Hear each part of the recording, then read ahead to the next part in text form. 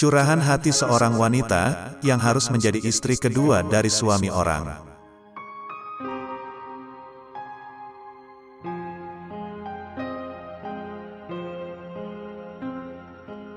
Namaku Queen, saat ini aku berusia 27 tahun.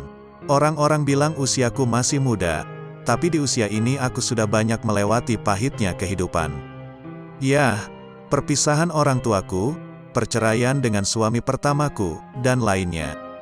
Namun mungkin untuk kejadian-kejadian ini akan aku ceritakan pada bagian lain. Saat ini aku bekerja sebagai accounting finance staff di salah satu startup di Jakarta. Sebelumnya tidak pernah terpikirkan olehku untuk menjadi istri kedua, menjadi orang ketiga, bahkan menjadi perusak rumah tangga orang lain. Tapi keadaan membuatku harus menjadi seorang istri kedua. Aku memiliki seorang anak laki-laki usia 8 tahun, dan aku berpisah dengan suami pertamaku. Kami berdua sepakat untuk berpisah, dikarenakan tidak ada kecocokan antara kami. Rumah tangga kami sering ribut, mungkin saat itu dikarenakan usia kami yang masih sangat muda. Aku dan suamiku hanya terpaut 4 tahun. Tepat di tahun 2012 aku mulai menjadi single fighter. Aku harus membiayai anakku dan ibuku, karena ibu tidak bekerja dan ikut denganku. Setiap bulannya aku harus membayar kontrakan rumah, ya dengan gaji bulanan yang aku terima sebesar 4 juta sebulan, tentulah sangat tidak cukup untuk hidup di Jakarta ini. Aku terus mencari suami baru yang bersedia menerima semua keadaanku. Namun ternyata selama ini pria-pria yang mendekatiku hanyalah pria hidung belang, yang bermaksud ingin memanfaatkan statusku sebagai janda muda. Saat itu aku mulai putus asa, aku makin berprasangka buruk dengan Tuhan. Jika menikah adalah sebuah kewajiban, mengapa engkau persulit niat baikku untuk menikah? Atau mungkin ini adalah hukum karmaku dari pernikahan pertama. Sampai akhirnya aku sudah tidak punya harapan lain, sehingga dalam hatiku aku berkata dan berkomitmen, seandainya pun aku harus menjadi istri kedua, akan aku terima. Hal ini akan aku lakukan untuk menjaga diriku, karena menyandang status sebagai janda tidaklah enak. Selain itu aku berniat ingin menjadi pribadi yang lebih baik, yang ingin beribadah sepenuhnya untuk Tuhan. Suatu ketika, aku mendaftar di sebuah situs perjodohan berbayar. Saat itu ada seorang lelaki, sebut saja Mas Mono, bukan nama sebenarnya. Dia mengirimkan pesan untukku, bahwa dia sedang mencari istri kedua. Aku berpikir, apakah ini jawaban dari Tuhan atas doaku dan komitmenku kemarin? Aku balas pesan tersebut, dan aku bilang aku bersedia menjadi istri kedua Mas Mono. Hal ini aku lakukan untuk beribadah, menyempurnakan sebagian agamaku. Akhirnya Mas Mono menceritakan keadaannya, mengapa dia berniat mencari istri kedua. Dikarenakan istri pertamanya sebut saja Mbak Evi, bukan nama sebenarnya, menderita sakit usus buntu dan usus buntu tersebut pecah, sehingga harus menjalani operasi besar. Dan keadaan itu membuat Mbak Evi tidak bisa melayani Mas Mono untuk kebutuhan biologisnya. Setelah saling berbalas pesan, akhirnya kami memutuskan untuk bertemu di kotaku. Mas Mono tinggal di kota Lampung, dan hanya membutuhkan waktu sekitar 2-3 jam untuk sampai di tempatku.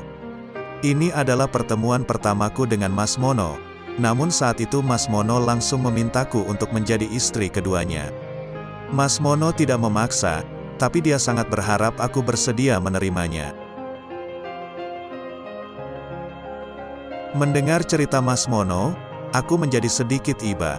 Aku berpikir daripada Mas Mono berbuat dosa, jika sudah tidak kuat menahan kebutuhan biologisnya dan akhirnya jajan di luar sana, maka aku putuskan aku bersedia menjadi istri keduanya. Keesokannya setelah pertemuan pertama kami, aku dan Mas Mono menikah siri, tetapi tanpa diketahui oleh keluargaku, termasuk ibuku. Aku belum siap menceritakan ini semua, aku takut ibu akan marah denganku. Dan aku juga bilang ke Mas Mono, agar dia merahasiakan pernikahan ini dari Mbak Evi, demi alasan kesehatan Mbak Evi. Karena apabila Mbak Evi tahu Mas Mono sudah menikah lagi, pasti kesehatan Mbak Evi akan semakin menurun. Baru 2 bulan menjadi istri kedua Mas Mono, dan aku bahagia bersamanya. Mas Mono adalah lelaki yang baik dan bertanggung jawab.